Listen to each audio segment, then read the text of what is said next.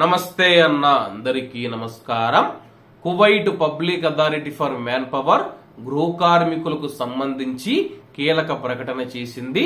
వివరాలేకి వెళితే కువైట్ లోని గృహ కార్మికులు మరియు వారి యొక్క యజమానుల హక్కులు రక్షించడానికి మరియు ఆ యొక్క బాధ్యతలపైన అవగాహన పెంచేందుకు public authority for man power ఒక కొత్త కార్యక్రమాన్ని ప్రారంభించింది. 2 పార్టీలను రక్షించడానికి నిబంధనలు పాటించాలని కోరింది.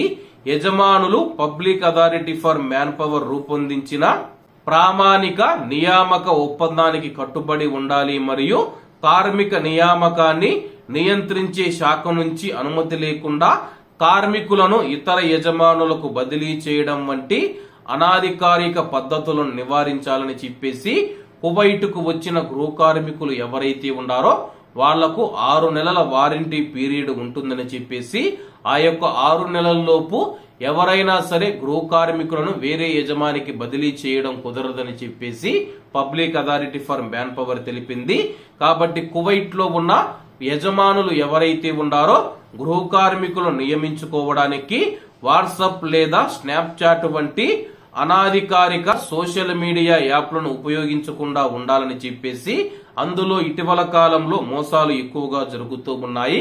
6 నెలల వారంటీ వ్యవధిలో అనుమతి లేకుండా కార్మికుని బదిలీ చేయడం రద్దు చేస్తూ ఉన్నామని చెప్పి అధికారులు తెలియజేశారు.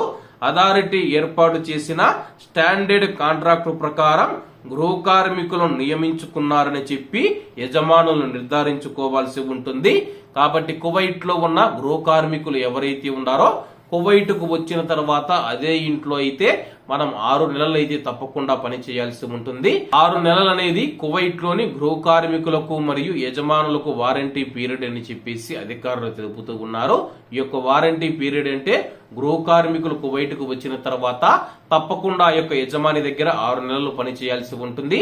6 నెలల తర్వాత మీరు వేరే యజమానికి బదిలీ అవ్వచ్చు, లేకపోతే గాని మీరు మీ యొక్క యజమాని మాట్లాడుకొని మీరు ఇండియాకు కూడా రావచ్చని చెప్పేసి అధికారులు తెలుపుతూ ఉన్నారు. ఎందుకంటే ఈ యొక్క 6 నెలల వారంటీ పీరియడ్ లో యజమాని ఆ యొక్క ఇంట్లో పనిచేస్తూ ఉన్న గృహ కార్మికుల్ని గృహ కార్మికురాలని వేరే యజమానికి బదిలీ చేయకూడదు. అలాగే 6 నెలల వ్యవధి ఏదైతే ఉందో ఆ యొక్క గృహ కార్మికులు ఇళ్లలో నుంచి పారిపోయినా సరే పని చేయమని చెప్పినా సరే కానీ అలాగే యజమాని పెట్టిన డబ్బు ఏదైతే ఉందో ఆ యొక్క డబ్బు చెల్లించాల్సి ఉంటుంది. కాబట్టి అందరూ బాగుండాలి, అందులో మనం ఉండాలి. అందరికీ నమస్తే అన్న, జై హింద్.